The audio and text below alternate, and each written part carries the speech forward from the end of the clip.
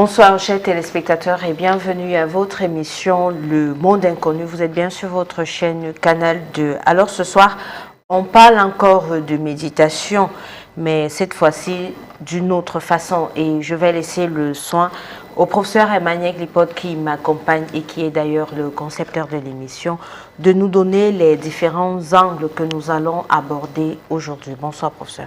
Bonsoir. Nous allons aborder l'angle d'abord de l'être humain que nous sommes. Nous devons savoir comment les choses se passent à travers la pensée, à travers le moi qui dort, qui sommeille en nous, parce que nous avons toujours dit que au-dedans de nous, il y a une certaine entité qu'on appelle le moi intérieur. Alors donc, on va l'aborder pour pouvoir canaliser les données ou bien la connaissance vers la méditation. Aussi, nous allons revenir sur la notion de la maladie par rapport à l'alimentation spirituelle. Parce qu'en fait, c'est-à-dire on essaiera de démontrer est-ce que quelqu'un qui est malade peut pratiquer la méditation facilement ou dans les meilleures conditions, comme ça se fait avec la prière, parce que en fait, on va développer ça, mais pour ce soir, on aborde un angle qui permet quand même de commencer à développer cela, parce qu'il faut répondre à cette question de savoir est-ce que quand on est malade, puisque nous parlons de la méditation, la solution à nos problèmes, est-ce que quand on est malade, on va donc méditer comme on le fait lorsqu'on est malade avec la prière, quoi. D'accord, donc si nous avons bien compris ce soir, il faut savoir si l'état de maladie pourrait nous permettre de méditer comme quelqu'un en bonne santé. Oui, non, comme quelqu'un qui, parce qu'il est malade, médite pour guérir. Ah d'accord. Oui, c'est parce qu'il cherche le salut c'est pas moi. Il cherche sa guérison voilà, à travers la méditation. Prière. Oui, bon, est-ce que ça se fait donc de même à travers la méditation, voilà. Donc, vous l'avez compris, on va passer 90 minutes ensemble pour essayer d'aborder des réponses à cette question. Est-ce qu'en étant malade, on pourrait faire recours à la méditation comme on le fait avec la prière? Pendant ces 90 minutes, nous allons vous proposer votre chronique qui va se faire en deux parties. Vous aurez la réflexion et bien sûr, vous avez votre page pratique et la possibilité de participer à votre émission en nous envoyant des messages via le numéro qui va s'afficher sur le bas de votre petit écran. Donc, si vous êtes déjà bien installé, on va commencer avec la chronique de ce soir. C'est le moi et le corps face à la méditation.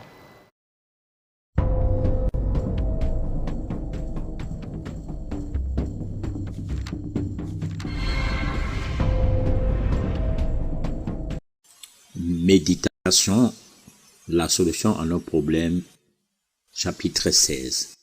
Le moi et le corps face à la méditation.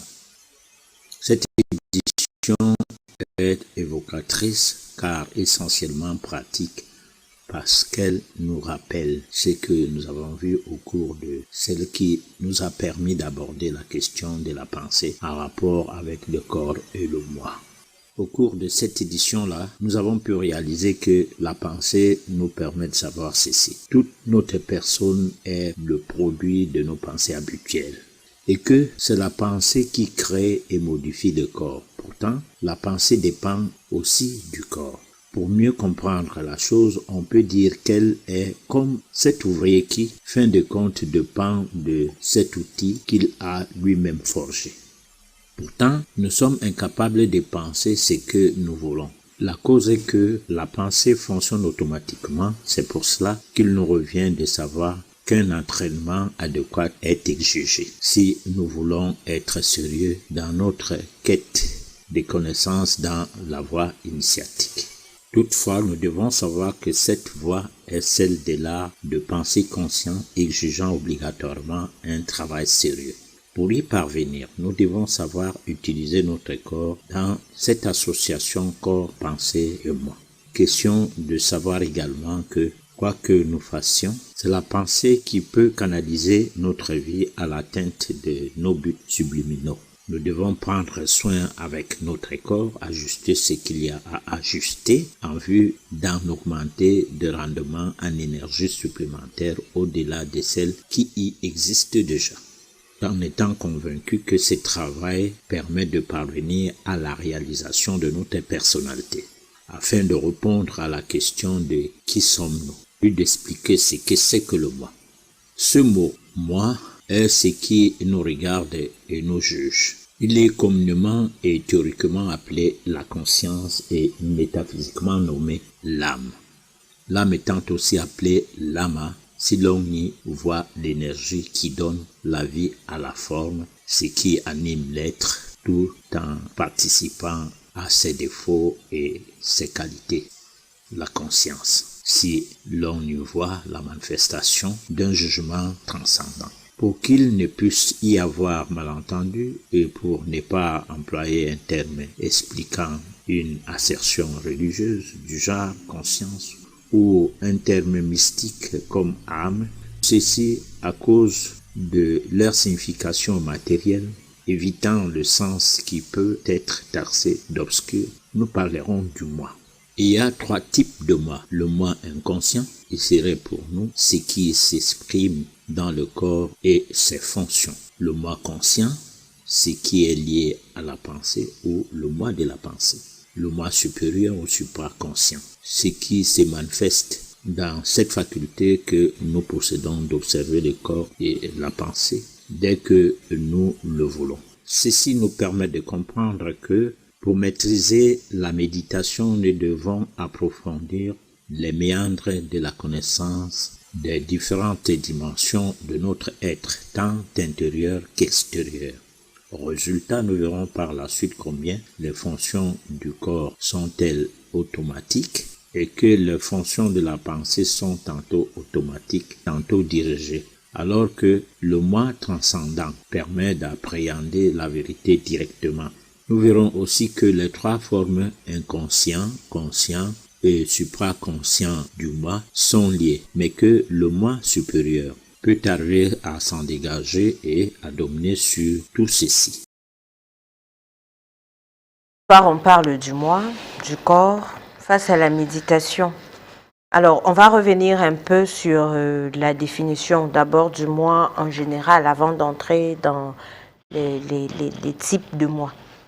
Alors, le moi, c'est qui caractérise notre dimension spirituelle, c'est-à-dire notre être spirituel, notre être intérieur, qui peut être considéré comme un être à développer, à faire évoluer vers sa dimension qui permet à ce que ses attributs divins, ou alors qui permettent à ce que l'homme devienne un divin, puisse marcher, c'est-à-dire plus s'implémenter ou alors plus fonctionner, parce qu'en fait, c'est là, on ne peut pas dire que ça va s'implémenter encore, c'est là, mais sauf que ça ne fonctionne pas, c'est endormi.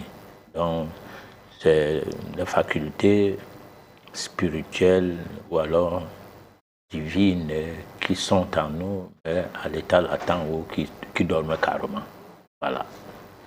Alors pour ça, si le moi, ce sont toutes ces facultés-là, les facultés divines bien sûr, qui sommeillent en nous, comment est-ce qu'on peut donc arriver à le disséquer en 3, parce que vous parlez du moi inconscient, du moi conscient et du supraconscient? Alors disons que le moi conscient qui est à peu près ce qui s'exprime peut-être même au-delà de notre être intérieur, c'est-à-dire qui s'exprime sur le corps directement, qui touche directement le corps, mais qui reste inconscient, du moins qui reste dans des paramètres de l'inconscient. Alors ce moi, c'est un moi qui permet à ce que de temps en temps, on peut se retrouver à ressentir qu'il y a quelque chose qui est en nous, qui soit différent de ce que nous serions seulement à penser que nous avons juste un corps. Parce que lorsqu'on est malade, on a l'impression que c'est seulement le corps physique qui est malade. Et là, on ne donne pas l'impression de quelqu'un qui serait en train de se poser la question que cette maladie, au-delà du corps physique, est-ce que ça n'a pas d'effet ou d'origine sur le subconscient, du moins sur le psychisme, quelque chose qui est non palpable, mais qui serait en rapport avec la maladie. Alors que le moi conscient, c'est ce qui serait lié directement à nos pensées. On peut dire que c'est le moi des pensées. Bon, on suppose qu'on a droit, quand même, si même on peut penser que on peut estimer que les pensées sont automatiques, c'est-à-dire échappent le plus souvent à nos contrôles ou à notre contrôle, mais c'est quand même qu'il arrive que nous pensons. Nous pensons quand même à faire du mal à quelqu'un. Nous pensons à faire des rapportages, de la calomnie. Nous pensons à diffamer. Et expressément, on le fait avec beaucoup d'acharnement. On est même, à travers la pensée, en train d'aller poser des actes qui sont d'abord des actes entretenus par la pensée, parce qu'en fait, penser, parler et agir, c'est les trois choses qui accompagnent l'homme au quotidien, mais souvent c'est la pensée qui commence d'abord par venir, du moins, faire en sorte que les autres attributs, dont je venais de dire, agir, parler, tout ça là, puisse être possible. Parce qu'on va d'abord penser qu'est-ce qu'on doit faire là, comment parler, tout cela au point où c'est à partir de la pensée que tout cela commence. Voilà. Alors, professeur, restons encore dans le moi. Est-ce qu'il est possible que une personne lambda, c'est-à-dire quelqu'un qui peut-être ne connaît pas ce que c'est que la méditation, mais est-ce que cette personne pourrait faire l'expérience de son moi inconscient, de son moi conscient et de son supraconscient? Alors, c'est ce que nous voulons que les gens comprennent, que la méditation n'est pas comme la prière. Parce qu'avec la prière, on n'a pas à s'encombrer de ces histoires-là, les moi et tout ça là. Conscient ou pas conscient. D'ailleurs, on est toujours conscient parce qu'on prie toujours pour ses problèmes. Même quand on prie pour les malades, on pense comment soi-même on tomberait malade et que d'autres seraient là pour prier parce que nous avons mis en place un mécanisme de prière qui doit nous retourner.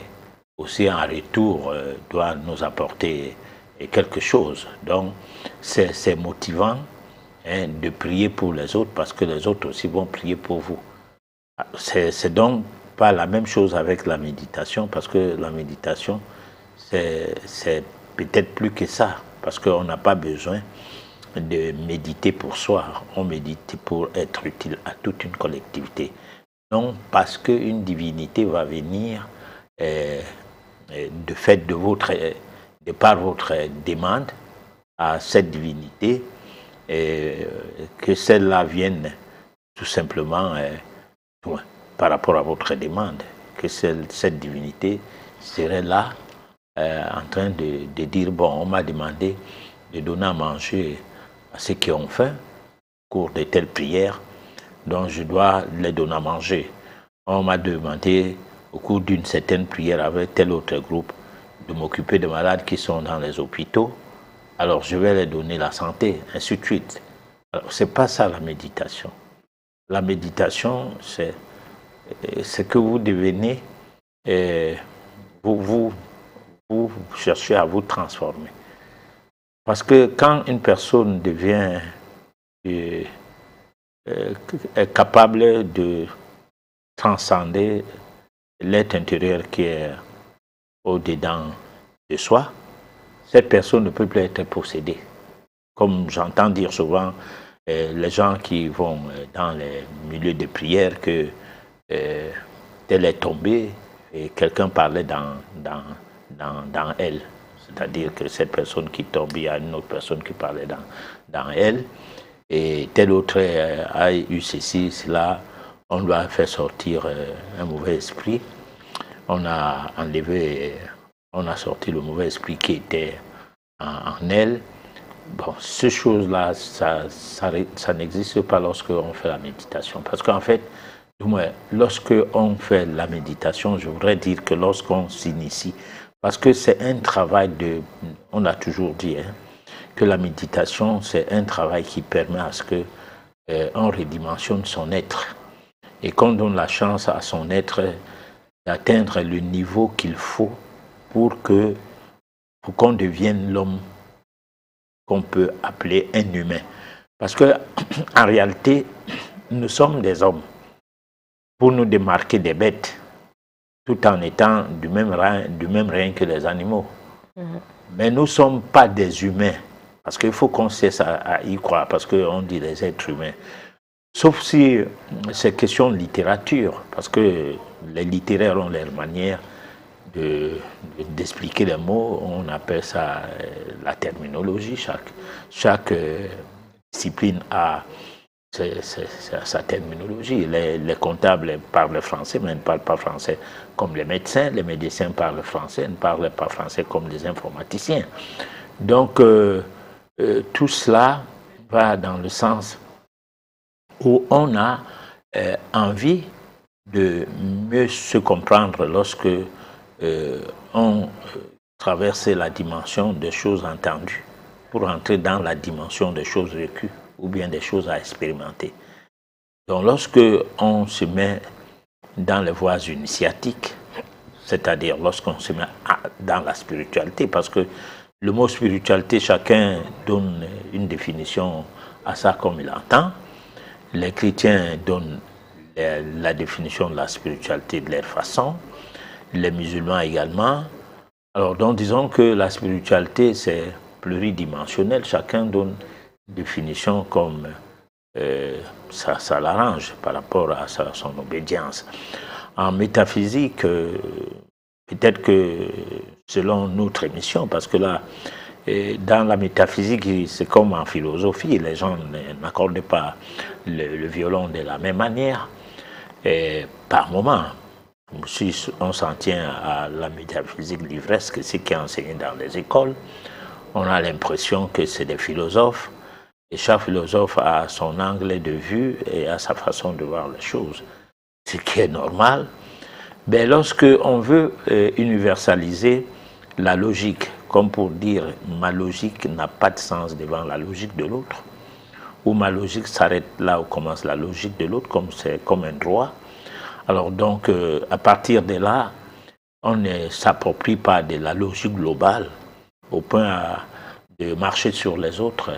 Non, on sait que ce qui est logique pour vous n'est pas forcément logique pour les autres. Alors, dans la recherche de la logique, qui se veut logique dans le vrai sens universel, on a une démarche. D'abord, on doit réfléchir. Comment raisonner? On doit raisonner pour trouver la raison.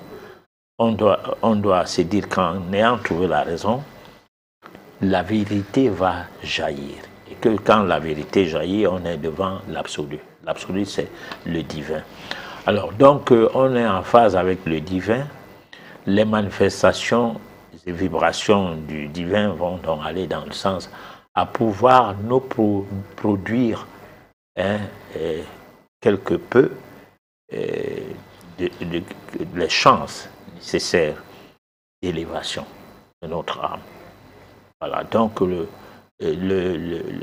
la personne lambda qui voudrait bien méditer va méditer comme les réseaux sociaux apprennent à méditer. On ne refuse pas de tenter cette manière de faire la méditation. C'est-à-dire, tu bois une bonne dose de ce qu'on appelle les jus, donc des colorants. Tu manges n'importe quoi. Mais l'heure de la méditation arrive et tu commences à méditer sans aucune... Tu commences à méditer, c'est-à-dire tu te dis, voilà, je suis en train de méditer. Alors, c'est pas vraiment ça. Voilà. Donc, professeur, vous avez parlé de l'art de penser qui serait un travail à prendre au sérieux.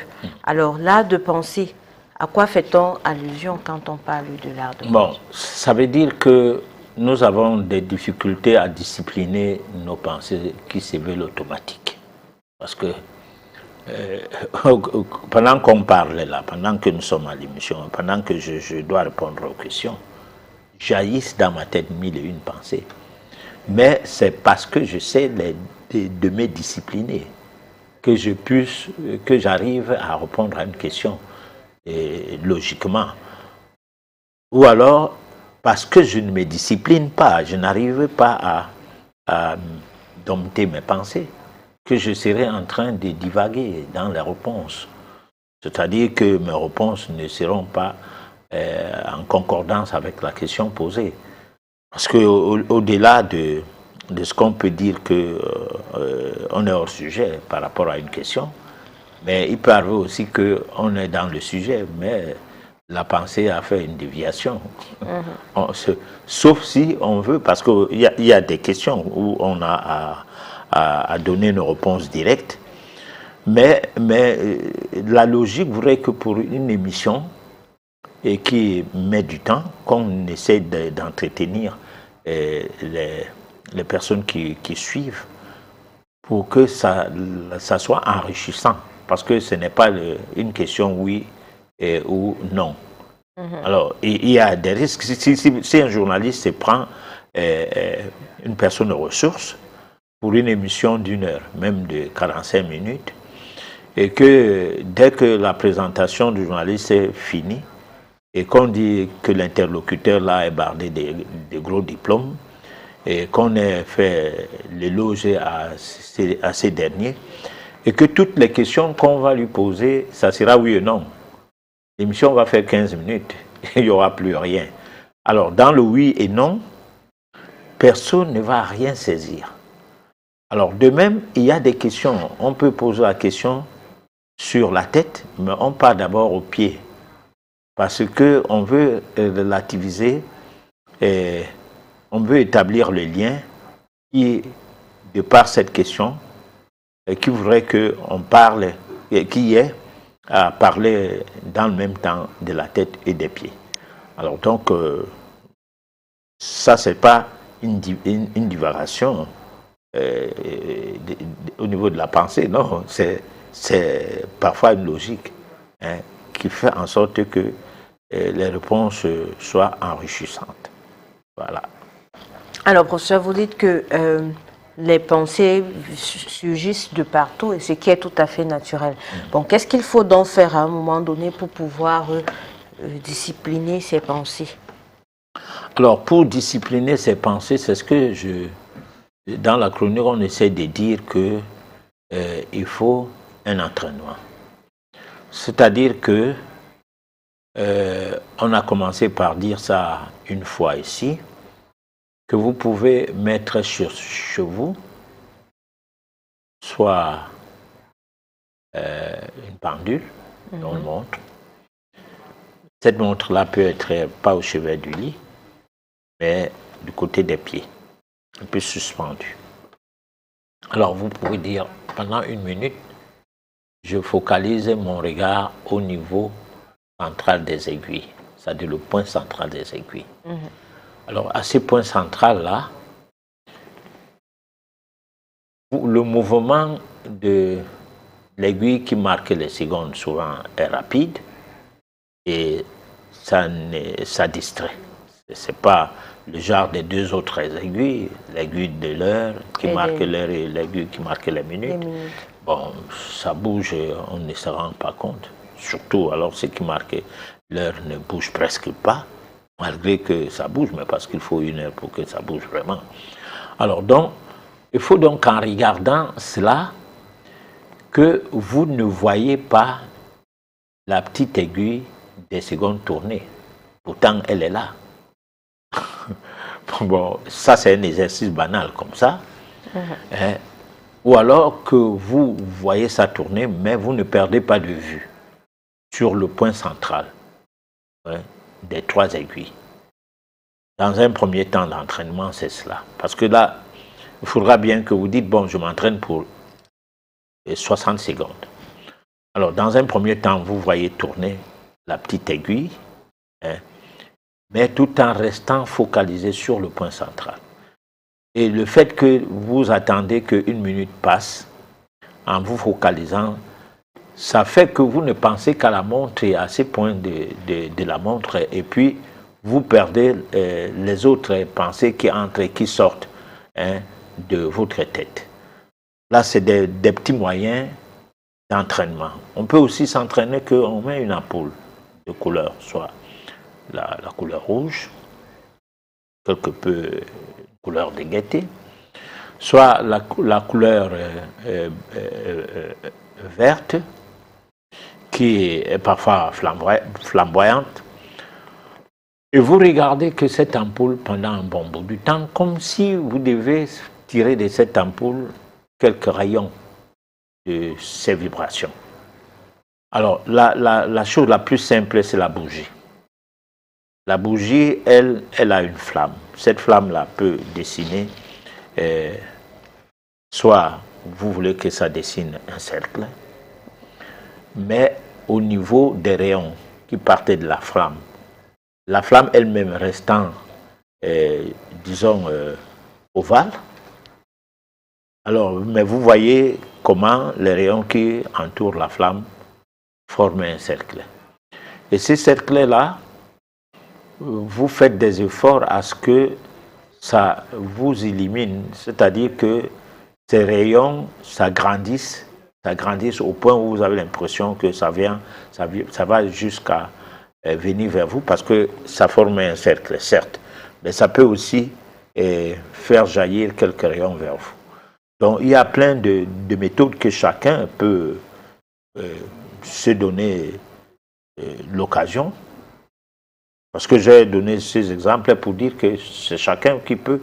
Vous pouvez voir un point sur le mur qui est là, c'est vrai, c'est pas vous qui avez mis ces points, mais en regardant le mur, vous apercevez que ce mur-là, bien qu'il soit bien peint, mais il y a un point. Donc là, nous sommes dans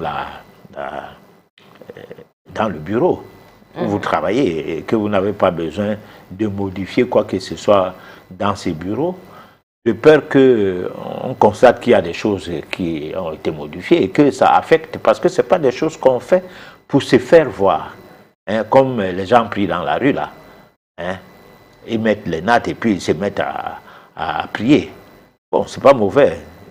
Je dis que du point de vue métaphysique, c'est pas trop nécessaire qu'on sache que tu es là comme ça aujourd'hui, tu es en train de faire la méditation.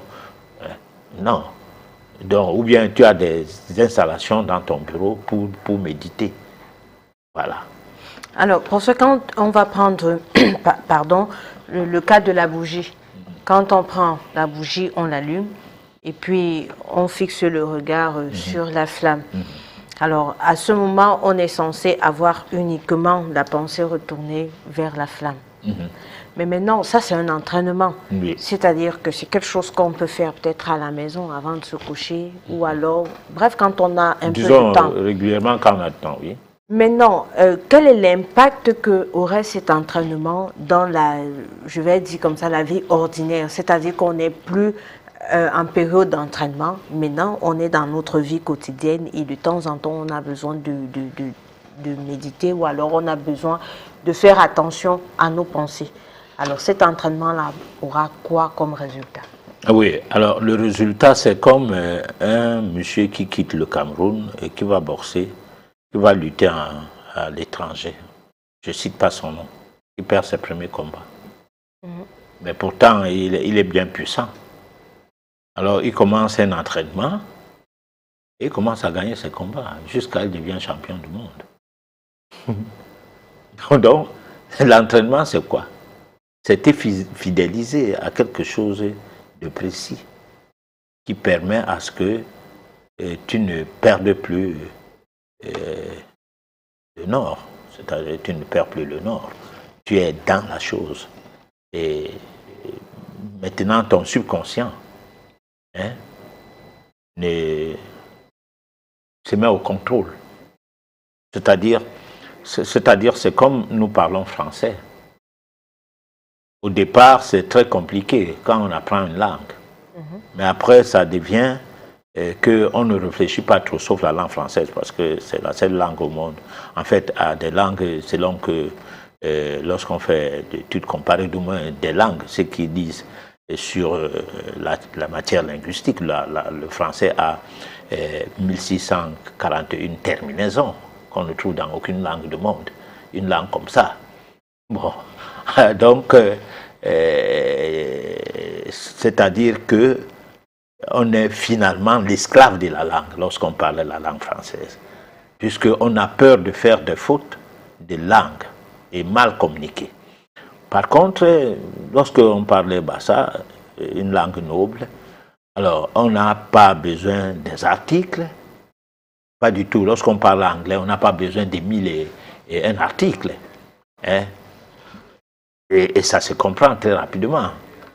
Bon, à côté de 1641 terminaisons, vous allez retrouver qu'en anglais c'est 400 et poussière et en allemand c'est 500 et poussière. Jusque-là, c'est trop de terminaisons. Bon, pour rien. Parce qu'en fait, lève-toi, tu te lèves, assieds-toi, tu t'assois. Et puis, c'est quoi la baguette? Bon, tu peux dire baguette comme nos amis de l'Afrique de l'Ouest. Ils disent pain, camion pour dire véhicule. Hein. Ils disent palabre pour dire je ne cherche pas palabre, donc je ne cherche pas le problème. Bon, tu veux comprendre, tu comprends, tu ne veux pas, tu laisses. Alors donc il faut se dire que cet entraînement linguistique t'amène à savoir qu'est-ce que c'est que le vocabulaire, qu'est-ce que c'est que la grammaire, comment former les phrases et tout. Et à partir de là, ça devient un réflexe. Donc l'entraînement aussi, au niveau de nos pensées, de les fidéliser, peut à la longue se transformer en réflexe. Et nous n'aurons pas de difficultés du fait à ne pas penser ce que nous voulons. Parce qu'en fait, souvent nous ne pensons pas ce que nous voulons. Et tant que l'être humain ne maîtrise pas sa pensée, son évolution spirituelle est dandine. Même son évolution matérielle. Parce que vous pouvez, à partir de la pensée, émettre des vibrations très fortes, des réussites à un examen, des vibrations fortes, des réussites à un concours, des vibrations fortes, des réussites à avoir tout ce dont on a besoin. Parce que c'est la pensée qui est d'abord l'élément magique de l'homme à côté de la parole et à côté des actes qu'on pose.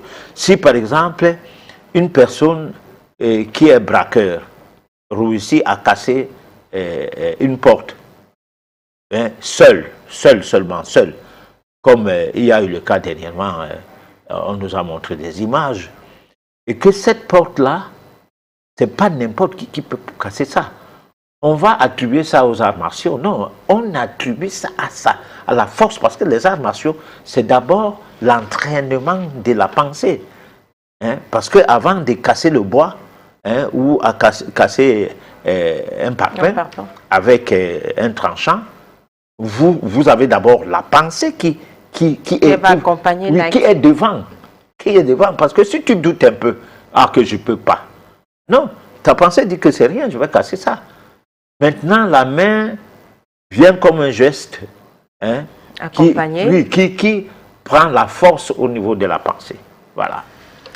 Donc, on va proposer la notion occulte de la maladie et l'alimentation spirituelle dans le cadre de la deuxième partie de la chronique. Et puis, on revient juste après pour la suite des questions. La notion occulte de la maladie face à l'alimentation spirituelle. La métaphysique concerne tout le monde. Elle arrose chacun de nous dans un pan vibratoire généralisé. C'est en voulant mieux comprendre pourquoi vous êtes en vie que vous allez savoir bien de choses concernant votre existence. Parmi ces choses, il y a le phénomène des lois de Dame Nature. Et ce n'est qu'en voulant mieux appréhender le fonctionnement de la vie que vous serez capable de savoir si ces lois existent véritablement et que faire pour ne pas les enfreindre. Il y a lieu de préciser que c'est au travers de la donne initiatique qu'un tel savoir se rendrait possible. Le dit savoir a son soubassement qui s'établit dans la recherche de la connaissance qui consiste à mieux élaborer votre emploi du temps au quotidien avec une motivation pour que rien ne vous échappe et que rien ne puisse se passer au hasard sans que votre responsabilité soit totalement concernée. Car la manière idoine serait d'étudier les moindres détails des lois de Dame Nature dans les méandres de leur champ vibratoire. L'objectif serait de comprendre qu'elle n'est pas corruptible du tout et que quiconque se permet le luxe de transgresser ces lois sera sévèrement sanctionné. Autrement dit, parce que nous osons transgresser ces lois que nous n'avons point à vivre longtemps, nous mourrons. Mais le plus grave est que, des fois, avant de mourir, le corps nous a longuement parlé sans que cela ne soit pris au sérieux. On note ce que le mal a dit sous forme de symptômes, bien que cela soit un langage clair d'un organisme qui exprime le ras-le-bol, disant « Attention, la vie est en train de me quitter », mais personne ne l'écoute. Alors nous, en métaphysique, c'est cela la notion de la maladie. Malheureusement, l'école classique, dans les langues commerciales d'une certaine hégémonie à défendre, a sémé une grande confusion dans la tête de la population, empêchant à ses apprenants d'être capables de lire la maladie dans ses causes premières, lui donnant le sens d'une quelconque agressivité des agents pathogènes venant d'ailleurs et de nulle part pour s'attaquer à vous. Un sacré sacrilège qui va tout droit dans la tête des praticiens avec cet enseignement corrompant la masse de véritables va en guerre. Ils pensent que lutter contre les symptômes serait la seule voie à opter. Ils ignorent complètement combien cette méthode serait un facteur qui détériore la vie des cellules du corps comme pour lui intimer l'ordre d'arrêter de se plaindre, un point, un trait. Longtemps, en Afrique, lorsqu'une personne se signalait malade, la détection de son mal ou de ses maux commençait par le déchiffrage du fonctionnement de son tube digestif, surtout le côlon. Il était question d'un véritable diagnostic parce que celui-ci savait jouer sur l'essentiel, la recherche de la cause du mal. Les sages d'antan de notre continent savaient qu'une personne qui s'alimente bien fait acte simple, pérenniser la vie en elle, en tenant compte des doses d'aliments, l'air, l'eau et les nutriments nécessaires pour ne pas perturber le fonctionnement des cellules de son corps. Tout se jouait pour que les cellules ne soient perturbées et que la dégradation de l'énergie ou du souffle de vie ne puisse se produire. À cette époque, l'alimentation n'existait que dans le sens de la spiritualité. Alors, professeur, on revient avec l'alimentation spirituelle, mais avant d'y entrer pleinement, on va refaire un saut au niveau de la pensée et de la méditation. Alors, vous nous avez expliqué ce que c'est que l'art de penser conscient. Mais maintenant, en quoi est-ce que maîtriser ses pensées pourrait être utile à la méditation? Oui, maîtriser ses pensées est utile à la méditation parce que on va penser juste. On ne va pas penser selon que l'environnement nous impose.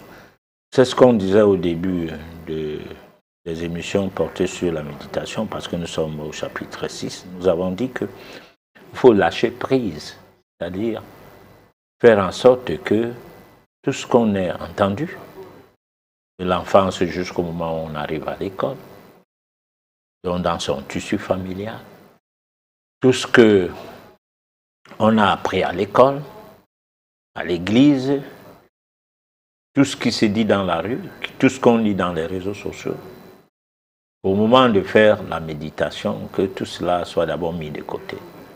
Alors vous voyez que ce n'est pas évident. C'est pour cette raison que la maîtrise de la pensée va faire en sorte que on sache que là, maintenant, on n'est plus dans le registre de ce que... comme j'expliquais la boxe là tout à l'heure. La pala du quartier n'est pas ce qui se passe sur le ring. Donc, quand tu es au quartier, tu luttes, en sachant que là, c'est la lutte du quartier.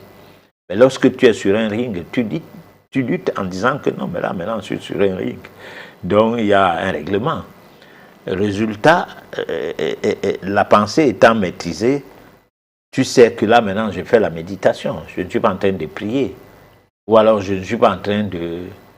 Je ne suis pas en train de tomber dans les rêveries parce que je n'ai rien à faire là. Bon, je commence à penser de tout et de rien. Non, là, c'est un travail initiatique qui se passe à ce moment précis de la méditation, quoi.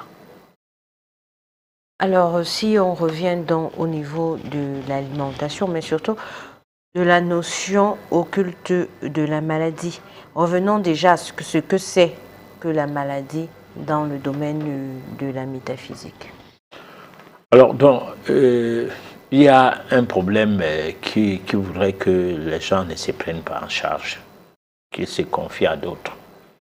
Et ce problème va dans le sens que les autres se sont constitués en des prédateurs des sous, de l'argent, des uns et des autres, comme pour dire le malin le malheur des uns fait le bonheur des autres. Alors, là, nous ne sommes pas en situation d'assistance à personne en danger. Parce que l'assistance à personne en danger voudrait que on joue le va-tout pour sortir vraiment une personne du danger. Alors, si nous pouvons prendre l'exemple, parce qu'il y a une fois ici, nous avons présenté une vidéo à réflexion dans le cadre de notre rubrique réflexion et évocation, où quelqu'un avait mal, un blanc, un français, il avait très mal à la tête, il avait bu un paracétamol, une gâchette d'1 gramme, donc 1000 mg. Le mal a continué à bu, il a bu encore. Le mal a continué au bout du temps, c'est-à-dire dès qu'il buvait ça s'est calmé, après ça revenait. Au bout d'un moment, on l'a transporté à l'hôpital parce que finalement, il avait été intoxiqué. Et c'est la vidéo qui précise bien que c'est le paracétamol qui avait finalement fait éclater son foie. Heureusement pour lui, il a eu un donneur, ou alors il a eu un foie qu'on a pris quelque part, puisque quelqu'un doit mourir pour que l'autre vive dans ces choses-là. Alors, on lui a fait une transplantation de foie et il faisait un témoignage. Et dans l'hôpital en question, qu'on a bien montré où c'est en France, et les médecins disaient que ce n'était pas la première fois. Alors donc, là, l'assistance à personne en danger n'est pas calmer une douleur, puisque entretenir un diabète ou l'hypertension chez quelqu'un des années durant, ou calmer les maux de tête chez un individu pour qu'il se retrouve dans des pathologies très, très sévères, très, très difficiles, qu'on appellera plus tard des maladies chroniques, qui partent des effets indésirables du fait de n'avoir pas bien lu l'ordonnance. Parce que la lecture de l'ordonnance est quelque chose qui échappe tout le monde, y compris le corps médical officiel. L'ordonnance, la première phrase qui est écrite en gras, c'est que ce document, c'est-à-dire, doit être lu plusieurs fois parce que ça peut vous être utile. Après ça, on explique des petites choses là. On vient maintenant sur la liste des rubriques. La quasi-totalité des ordonnances ont 6 rubriques. Alors, la première rubrique, c'est pour expliquer le pourquoi le médicament, c'est-à-dire l'indication. C'est fait pourquoi. La deuxième rubrique, on prend la rubrique là, en gros caractère, on dit que ne prenez jamais, c'est-à-dire lisez attentivement ce qui suit.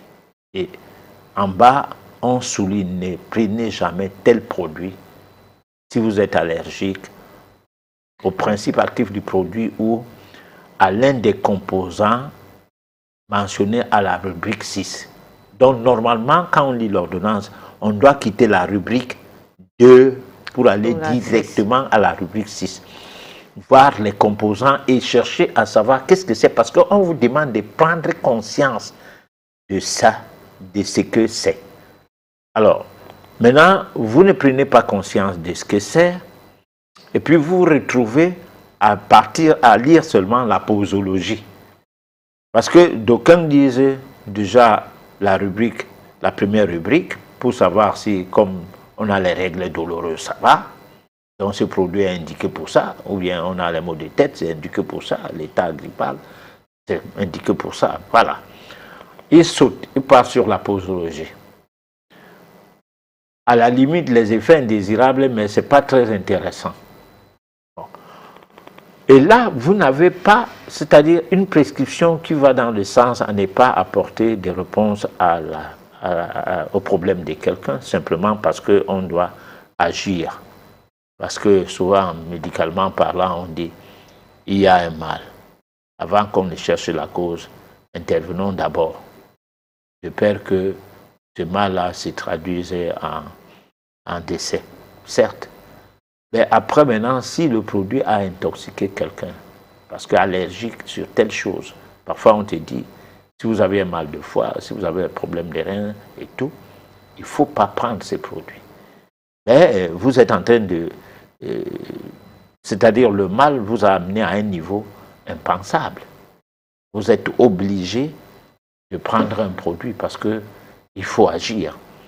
Et là, on agit comment? Parce que même la personne qui a eu une transplantation du foie, qu'est-ce qui a fait que ces maux de tête étaient devenus rebelles? Est-ce que cette transplantation du foie a soigné les maux de tête rebelles? Non. On a résolu un problème, certes, il a envie. Mais maintenant, il va falloir qu'il comprenne. C'est pourquoi la notion de la maladie est quelque chose de nécessaire à enseigner à tout le monde. Malheureusement, si on enseigne la notion de la maladie dans les conditions normales, que tout le monde prenne conscience que quand je fais telle chose, je peux devenir malade, les hôpitaux et les pharmacies vont fermer boutique. Parce que si les industriels n'ont plus rien à vendre,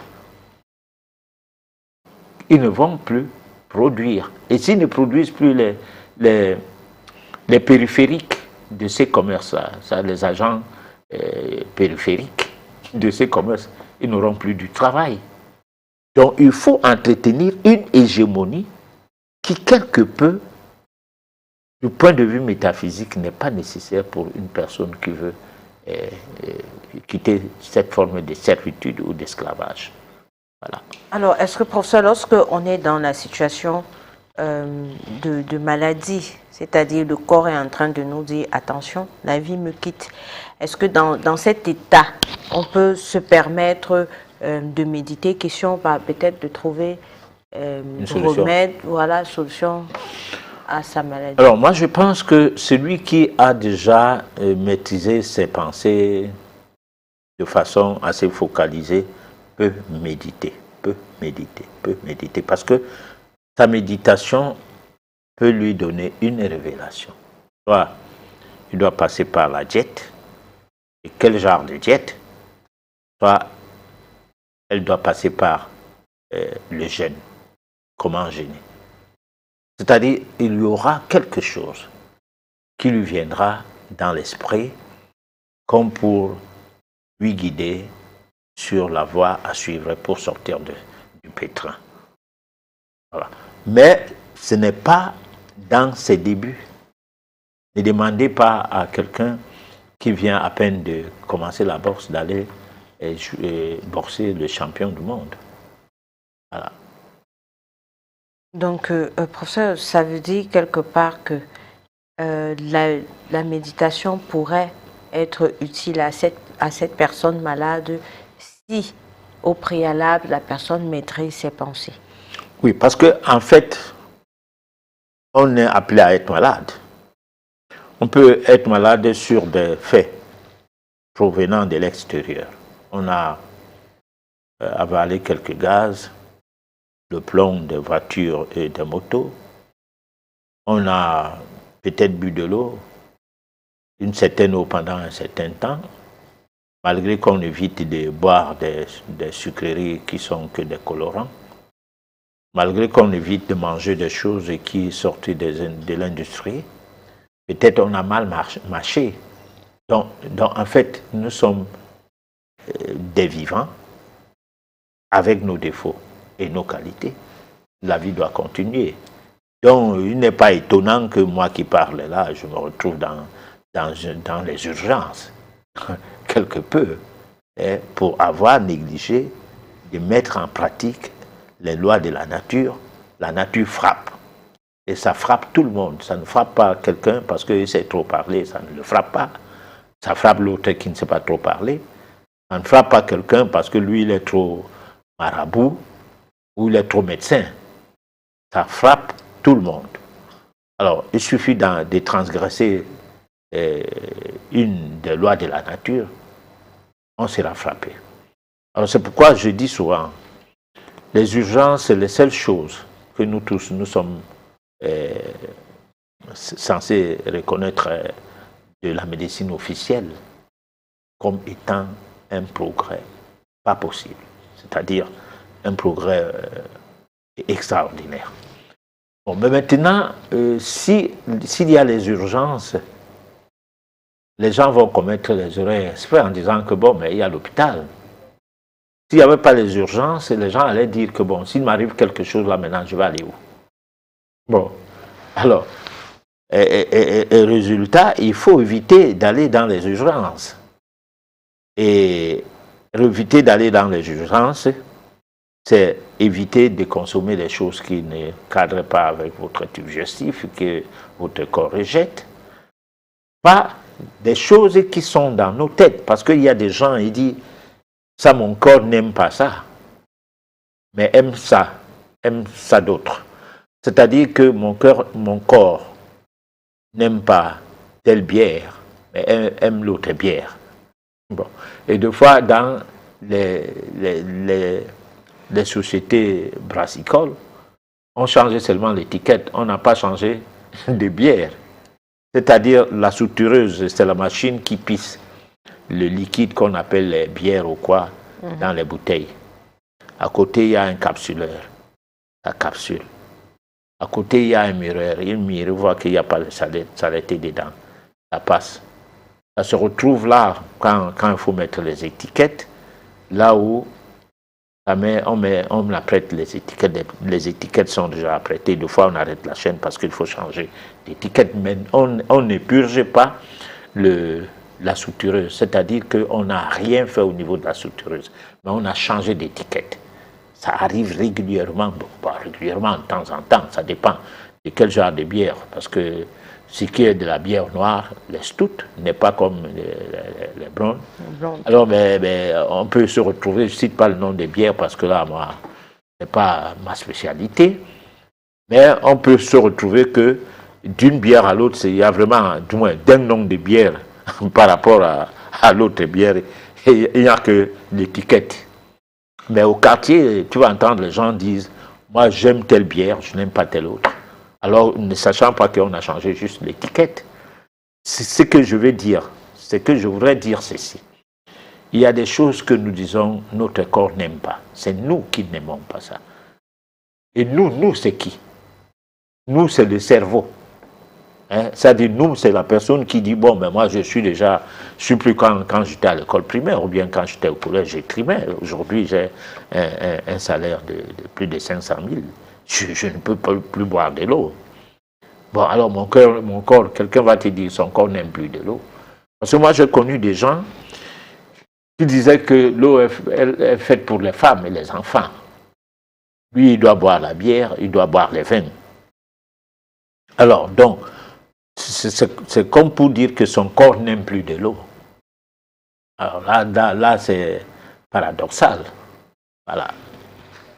Alors, professeur, ce soir encore, vous parlez de l'alimentation spirituelle et de la notion de maladie, bien sûr, la notion occulte de la maladie.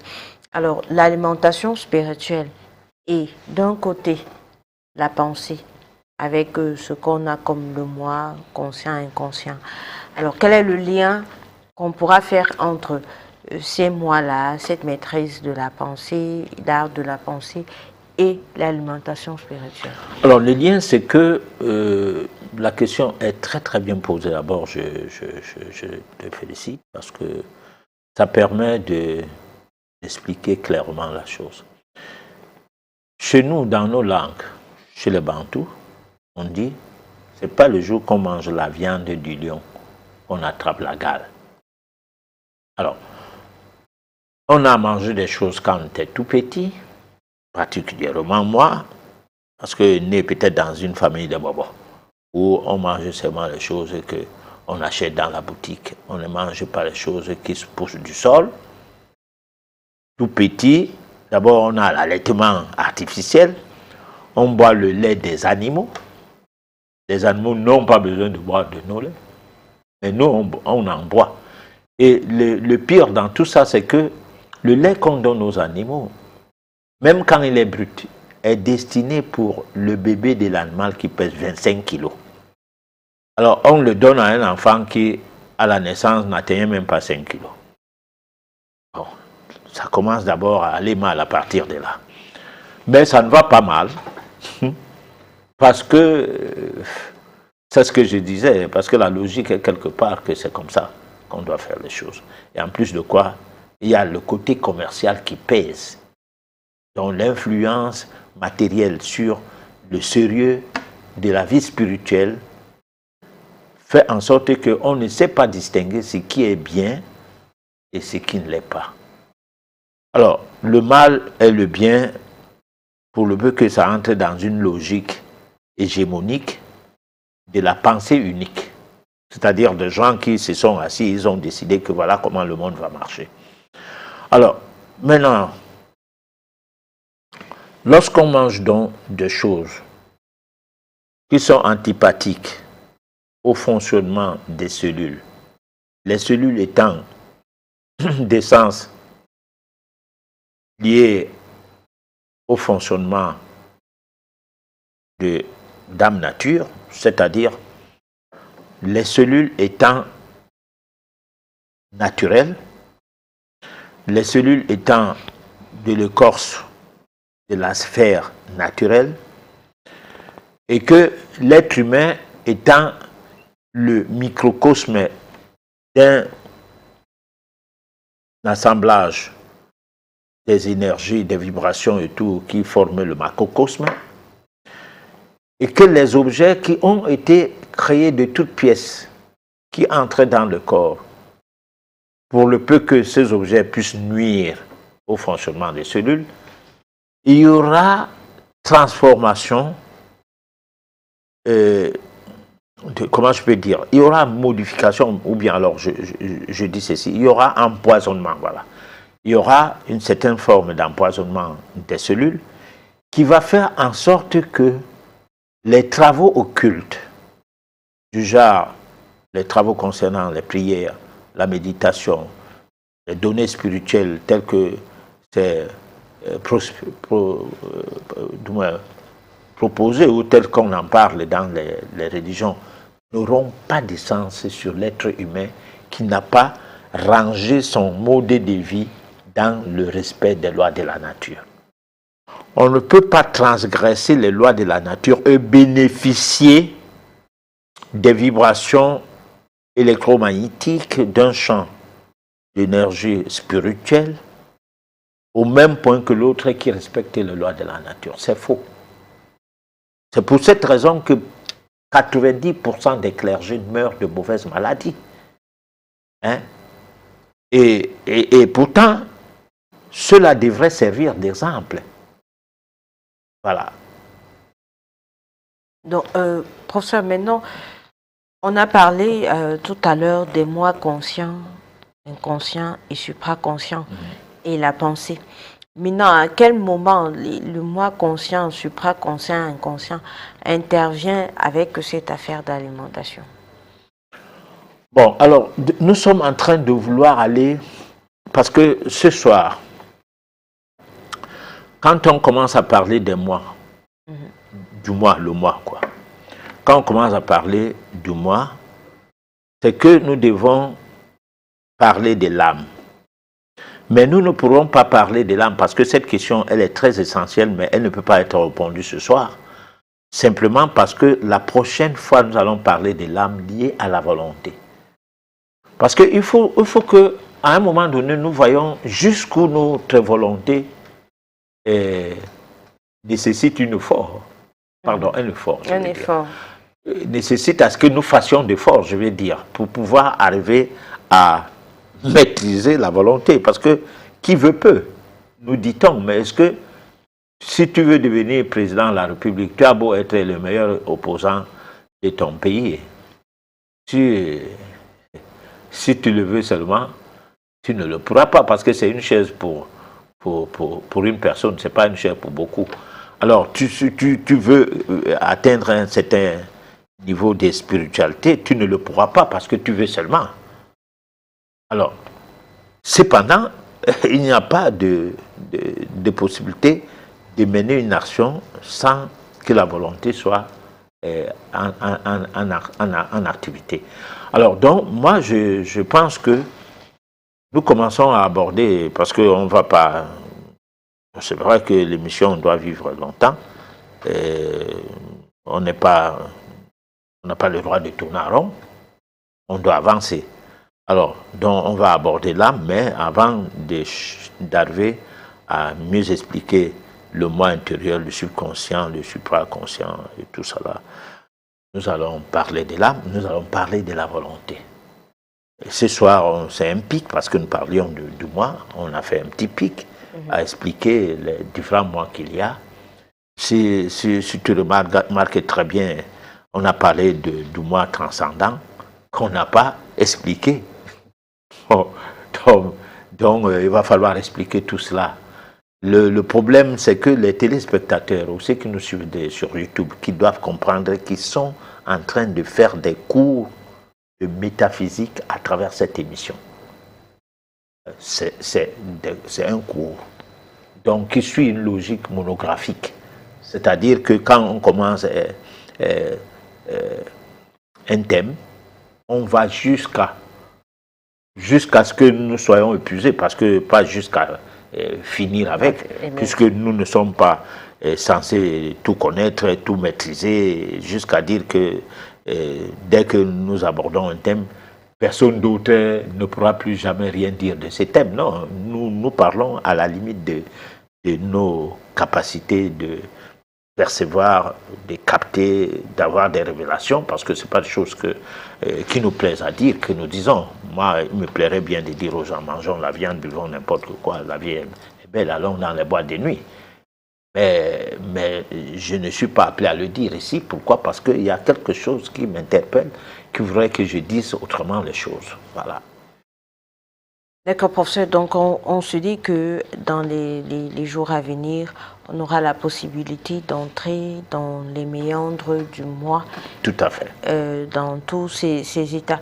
Alors, puisqu'on parle de la maladie, vous avez dit tout à l'heure qu'une personne malade pourrait recourir à la méditation si et seulement si cette personne a déjà la maîtrise de sa pensée.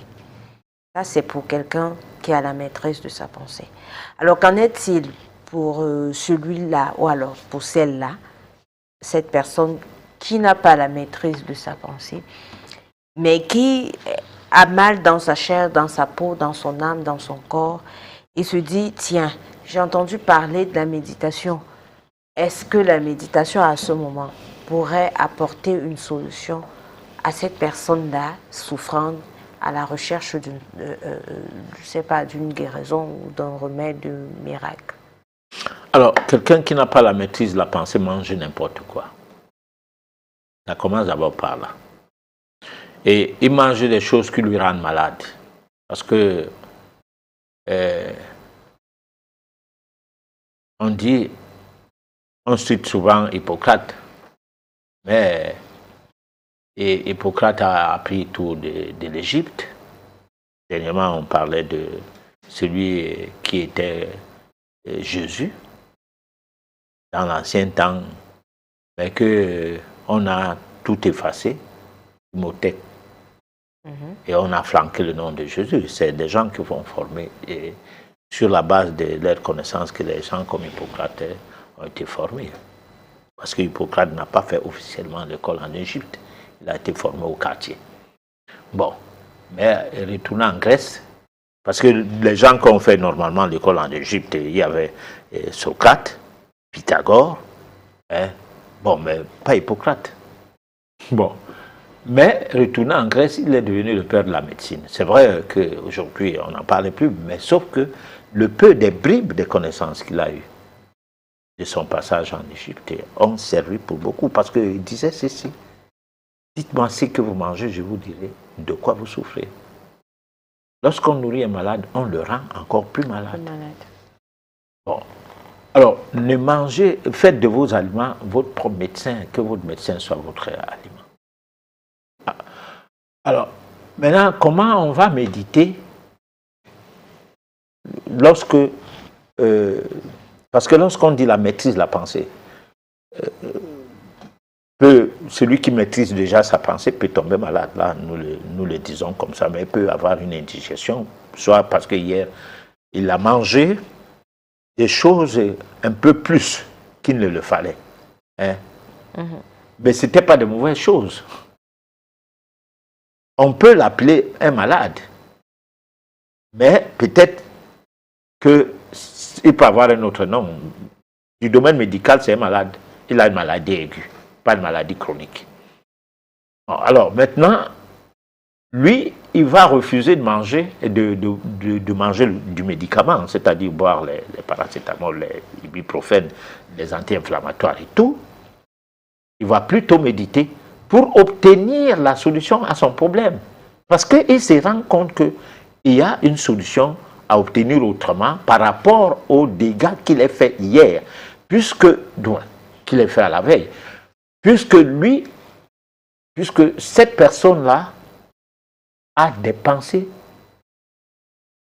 maîtrise la pensée, quoi.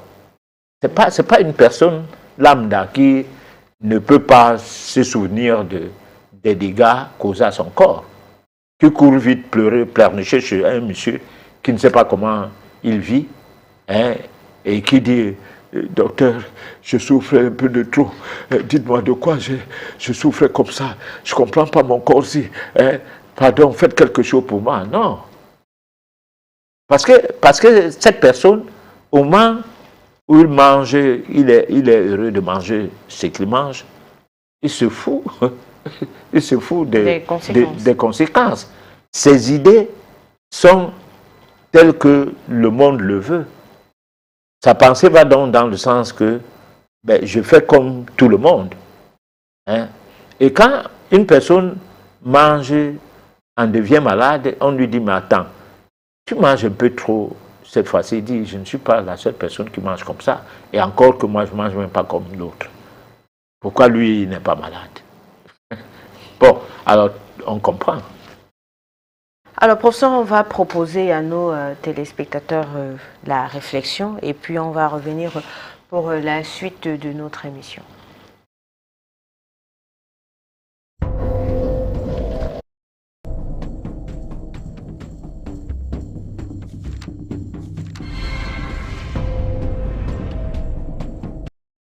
Et en Espagne, c'est la crise qui a fait descendre les habitants dans la rue pendant des mois, vous vous souvenez. Aujourd'hui, le taux de chômage avoisine les 30%. Il faut bien tenter de s'en sortir ailleurs. Pendant des années, les Marocains venaient chercher du travail en Espagne. Aujourd'hui, la tendance s'inverse. Ce sont les Espagnols qui émigrent de l'autre côté de la Méditerranée. Et ils sont 4 fois plus nombreux qu'il y a 10 ans. C'est le grand format de cette édition. Il est signé Dorothée Oliéric et Jean-François Monnier. On aperçoit les côtes espagnoles à moins de 15 km de Tanger. La péninsule ibérique était un Eldorado pour les Marocains. Aujourd'hui, ce sont les Espagnols qui font la traversée. Chassés par la crise, ils viennent chercher du travail au Maroc. Ils étaient 3 000 en 2003, ils sont plus de 10 000 désormais à résider officiellement au Maroc, mais en réalité ils seraient plusieurs dizaines de milliers à vivre dans le royaume chérifien. Sur les chantiers de construction de Tanger, un peu partout, on voit à l'œuvre des ouvriers, des peintres, des maçons espagnols. Martine Sierra a laissé en Corogne, femme et enfants, il y a 3 mois, une question de survie. Je suis venu pour trouver du travail. En Espagne, la situation est très mauvaise. Il n'y a rien.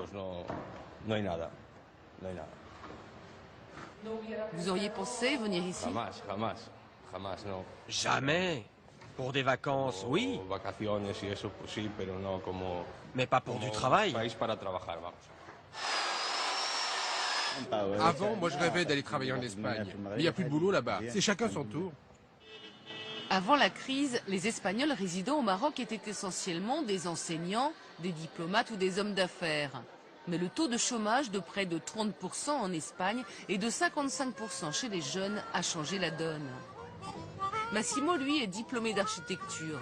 Il a trouvé ici un emploi bien rémunéré, mais il constate l'arrivée d'immigrés d'un nouveau genre. Avant, les Espagnols arrivaient ici en terrain conquis. Ils étaient convaincus qu'ils pouvaient s'acheter le Maroc.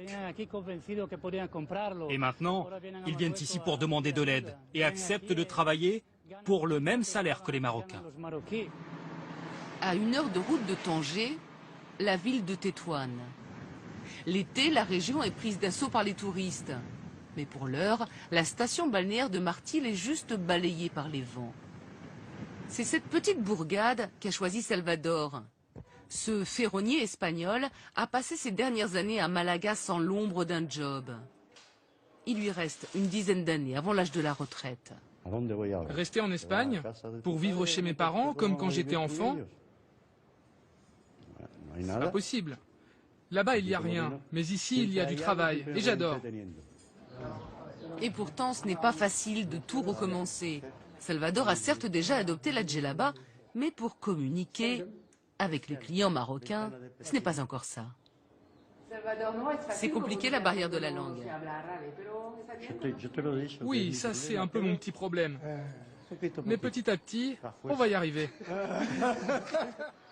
L'église, c'est le point de ralliement de tous les Espagnols. Chaque semaine, ils parlent ici du pays. Ils s'entraident aussi, donnant aux nouveaux arrivants les bons plans. Ici, avec 400 € par mois, location comprise, vous vivez comme un roi, sans vous priver de rien. 1 kilo de tomates, c'est 30 centimes. Un thé, un café, c'est moins de 50 centimes. Paco est le président de l'association catholique. Il s'inquiète du nombre d'Espagnols désormais clandestins au Maroc. Il y en a plein en situation irrégulière. On va voir ce qui va se passer. Mais il pourrait bien y avoir des expulsions de ces Espagnols. Il n'y a pas si longtemps, une telle chose était juste inimaginable. Mais ils sont de plus en plus nombreux, prêts à tout pour s'inventer une nouvelle vie, loin de la crise. On vient sur le plateau et puis on vient de voir là un pays africain qui reçoit les immigrés espagnols. À ce moment, et même les clandestins. À ce moment, c'est plus l'Africain qui est chassé ou alors pourchassé, mais là on a affaire aux Européens. Bon, alors donc ça c'est pas sans commentaire. Voilà, parce que là, s'il faut commenter ça, on ne comprendra pas. L'être humain est partout chez soi, chez lui. Mais sauf qu'on a essayé de faire qu'il y ait des gens qui sont partout chez eux et les autres non. Voilà, c'est ça le problème. Et pour le petit noir, parce que là, le Maroc, c'est quand même des Arabes, même s'ils sont africains. Pour le petit noir, ce serait étonnant. Et puis quand ils viennent, par exemple, en Afrique subsaharienne, ils ne se passent pas pour les chercheurs d'emploi. Non, ils ne se passent pas pour les chercheurs d'emploi. Ils se passent comme s'ils sont venus avec des technologies et tout. Pendant ce temps, ils ramassent des mégots de cigarettes. J'en ai vu à une époque à Douala, ici au Cameroun. Bon, donc, le problème qui est là, c'est que nous voulons dire quoi? Qu'est-ce que nous pouvons dire? On ne peut rien dire. On peut tout simplement constater que partout, il y a des problèmes.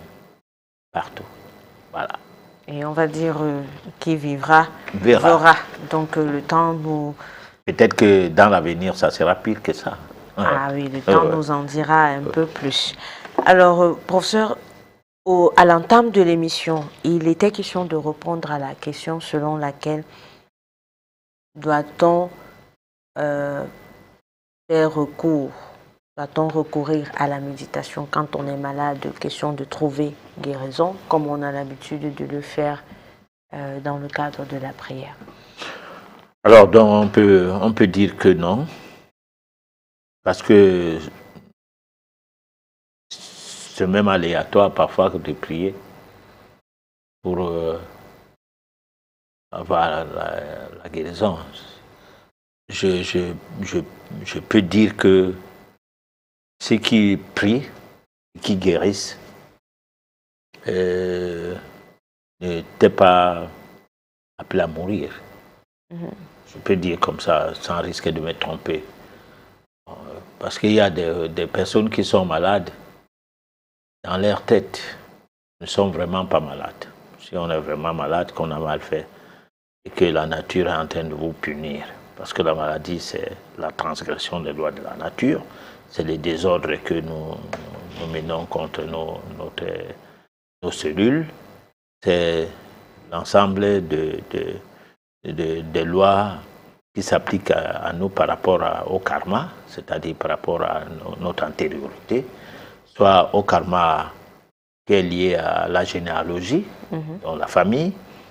Et les parents peuvent avoir tué les gens et tout, avant de se marier.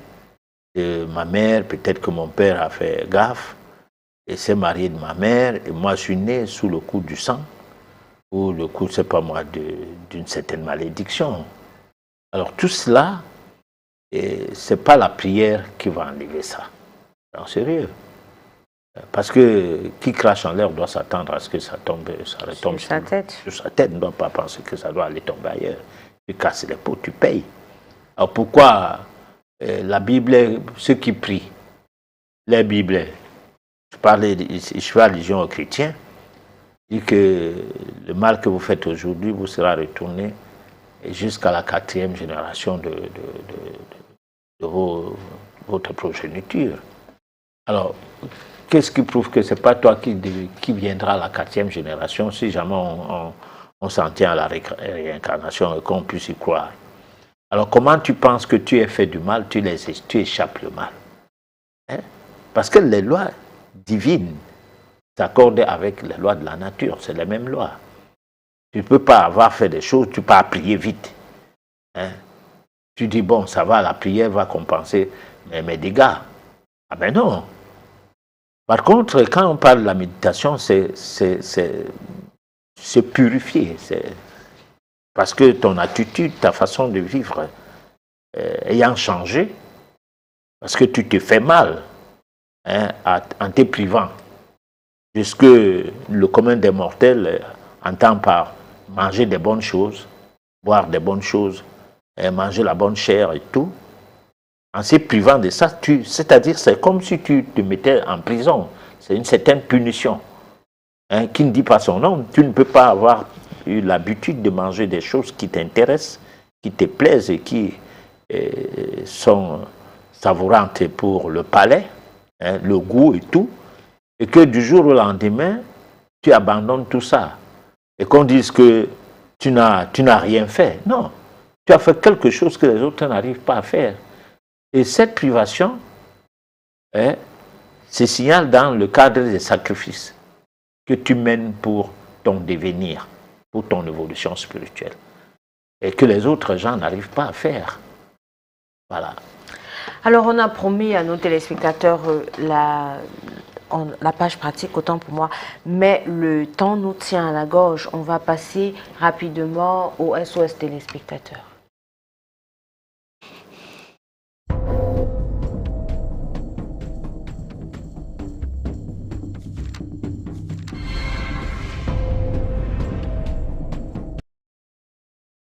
Le premier message revient. Quelle différence faites-vous entre la métaphysique et la prière? Bon, la prière, c'est quelque chose qu'on nous a appris. Je ne pense pas que tous les peuples du monde prient et que si la Terre a plus de 7 milliards d'habitants, les religions ne représentent que les tiers. Alors on ne va pas dire que les religions, c'est qu'elles enseignent, c'est commun à tout le monde. Non. L'Église catholique a servi de tremplin pour l'esclavage et pour la colonisation et sert aujourd'hui de néocolonisation, malgré que se sont greffés à elle d'autres obédiences, toujours parlant de Jésus. L'islam, c'est la même chose, c'est la colonisation, l'esclavage transatlantique. D'un côté, ça, c'est le christianisme, et l'esclavage qui déportait les Noirs vers l'Asie a donné naissance à une religion qui a voulu que nous prions en arabe, dont Dieu ne comprend pas le bassa, le hondo, le bamleke et tout, ne comprend que l'arabe. C'est ce Dieu-là qu'on appelle Allah. Alors donc, on ne peut pas dire que c'est des choses qui ont été faites de Dieu. On sait comment ça s'est passé. Il y a eu le sang. Le sang a beaucoup coulé pour que ça marche. Et on ne peut pas faire la fondation d'une chose spirituelle sur la base du sang. Soyons sérieux. Bon, parce que n'en déplaise à ceux qui n'aiment pas, ne veulent pas entendre ça. Ça montre même déjà que leur spiritualité est limitée, parce que ce qui se dit et qui est propre, qui est pur, n'est pas accepté par des gens qui ne sont pas purs, qui sont impurs. Mais si on est pur et que de vos oreilles vous entendez la parole de la pureté, je parie que ce que je dis est pur, du fait que j'ai vu comment on imposait ces religions aux gens, en dehors des vidéos que j'ai à ma disposition, qui expliquent ça encore bien. Donc je relate les faits. Et là, ce n'est pas de l'insulte ou bien une arrogance communicationnelle, parce qu'on a la chance d'avoir un plateau pour s'exprimer, ou une tribune, qu'on va venir dire n'importe quoi contre les gens. Non. C'est pour attirer l'attention des gens que ce que nous faisons, c'est éthique. Ce que nous faisons est éthique. Changeons de vie, changeons de mode de vie. On verra comment l'Afrique ne va pas démarrer. Voilà. Alors, c'est le professeur Biolet depuis l'Université de Yaoundé. J'aimerais savoir quels sont les inconvénients de la méditation. Alors, quels sont les inconvénients de la prière? La prière endorme les gens, empêche à ce que la vie spirituelle démarre dans l'être humain et le rend esclave d'une situation prétendant que Dieu va venir sauver. Donc, c'est comme, avec le temps, on va essayer d'illustrer ça. Quand on va commencer la communication avec les images qui illustrent, le petit blanc est formé avec des képis pour commander le monde. Donc, il est formé dès le bas âge. On le met en situation de soldat, de vainqueur. Le petit noir est formé avec des robes, des tuniques, et en prosternant. Alors, tu resteras le mouton. Parce que il y a que lorsque un animal, aussi gigantesque qu'il soit, par exemple les buffles, il peut avoir 100 buffles. Mais un des buffles pris au piège par un félin, un lion, les autres restent là, regardent. C'est ça l'homme noir. C'est-à-dire le noir, si on décide de tuer quelqu'un, comme on a fait avec Kadhafi, mais non, les autres ne disent rien. C'est normal. Bon, mais tu ne peux pas aller en Europe s'attaquer à un président ou bien à un pays. C'est tout le monde qui va se mettre en cet homme. D'ailleurs, on appelle ça l'OTAN. Bon, ils ne s'entendent pas, mais si c'est pour Barrer la voie à l'ennemi commun. Oui, pour avoir un ennemi commun, du fait que tous sont des prédateurs, non, ils deviennent unis, ils jouent le même jeu. Alors donc, on a quelque chose à apprendre de la vie. C'est-à-dire, est-ce que nous sommes encore dans la jungle, pendant que nous pensons qu'il y a une évolution dans l'environnement qui se veut l'environnement des hommes, où on pense être les êtres humains, et qu'on se retrouve dans une situation où la pensée unique est bonne pour faire n'importe quoi ou pour appliquer n'importe quelle règle qui soit meilleure pour tout le monde, même quand on sait que c'est juste pour embêter. Ça ne gêne personne. Voilà. Alors on a Camara qui est d'ailleurs un téléspectateur aguerri, il est vraiment toujours là avec nous depuis Conakry. Alors il voudrait savoir si la méditation dispose des procédés qui pourraient aider la science à évoluer, du genre à faire peut-être des avions et dans le cadre de l'évolution technologique. Nous avons besoin de la montre parce que nous avons perdu la notion de l'air. Donc on a besoin d'un instrument. Quand l'homme savait quelle heure il est sans avoir un instrument, il n'avait pas besoin de montre. C'est les gens qui étaient des initiés, qui savaient que certains parmi eux n'ont pas la notion de l'air, qui ont fabriqué la montre, ou qui ont fait fabriquer la montre. Hein? Il y a la montre avant l'existence de la montre objet. Il existait déjà la montre. Sinon, rien ne s'est créé. Tout se découvre. Tout est en perpétuel devenir. Donc, il est hors de question de penser que l'avion, c'est une évolution. Non, c'est un besoin. On peut voyager sans avion. On peut aller au bout du monde sans avion. Du moment où on va au-delà de la planète Terre pour d'autres planètes, sans instruments, sans appareillage. Comment on ne peut pas voyager d'un continent à l'autre? Mais nous avons besoin des avions parce que toutes les notions qui permettaient à l'homme d'aller d'étape en étape jusqu'à pouvoir se déporter ou être à plusieurs endroits au même moment, on a perdu tout ça à cause des églises, à cause d'une hégémonie des imposteurs, des personnes qui, à partir de l'Europe, on a fait la chasse aux sorciers. Hein? Il y a eu près de 100 ans où on combattait tous ceux qui avaient la possibilité de transmettre ces connaissances-là. On les combattait, on les jugeait, on les condamnait. Alors, on a donc fait à ce que la planète est dépourvue aujourd'hui des connaissances métaphysiques pour revenir sur des basses choses où les gens disent que le noir, c'est seulement faire des sales sorcelleries, il ne fait pas l'avion, il ne fait pas le bateau, il ne fait pas ceci. D'abord, j'informe mon petit ami que tout ce qu'on utilise, les avions ont été faits en Égypte, et les avions supersoniques, ce qu'on appelle aujourd'hui des fusées. Il faut lire Philos. J'ai vécu sur deux planètes, c'est un blanc qui écrit, ce n'est pas un noir, ce n'est pas un Égyptien, qui explique bien comment ça se passait. Tout ce que vous voyez existait déjà avant que les Européens ne viennent s'approprier de ça. Donc, je ne sais pas de quoi on parlait souvent lorsque on n'a que pour seule chose l'école du blanc, hein, avec ses corollaires, la Bible et tout.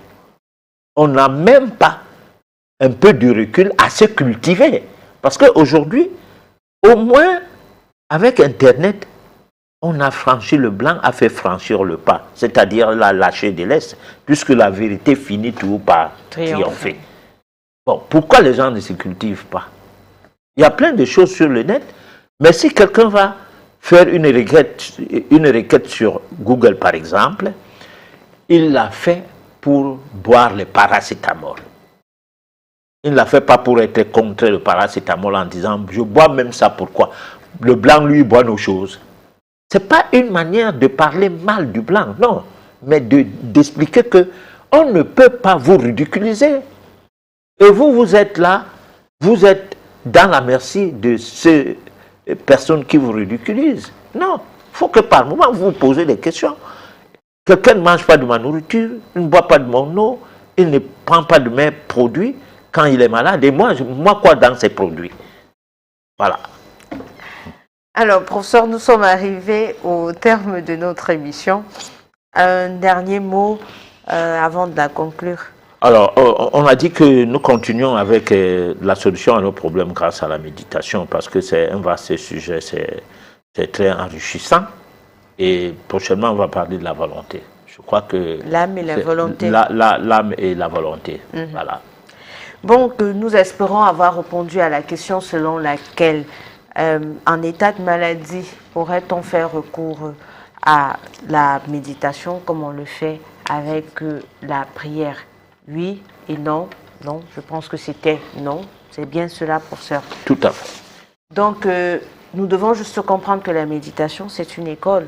Il faut d'abord savoir manger et puis il faut s'entraîner à maîtriser sa pensée et tout ce qui va avec. Donc on se lève un matin et on décide de méditer. Et on se dit que dans le cadre de l'émission, nous vous donnons suffisamment d'éléments pour que vous commenciez déjà à vous mettre dans la méditation, question d'expérimenter et de voir ce que cela pourrait vous apporter dans votre vie.